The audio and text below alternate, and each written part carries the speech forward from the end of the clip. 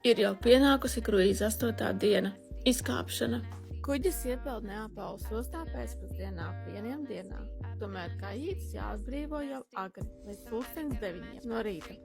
Iepriekšējā vakarā, pirms pusnakts, esam jau sakrāmējuši lielo koferi un atstājuši to gaitenī, lai personāls varētu to droši nogādāt krastā.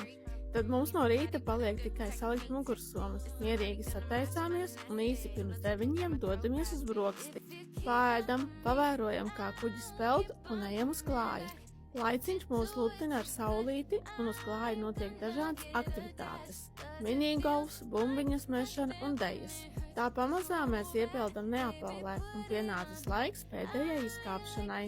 Izkāpšana tiek organizēta pa laikiem, izvairoties no sastrēgumiem. Ārpus kuģa paņemam savu koferi un dodamies jau Neapolē. Pieseko man, liec laikus un, ja interesē kruīza ceļojumi, sazinies ar mani.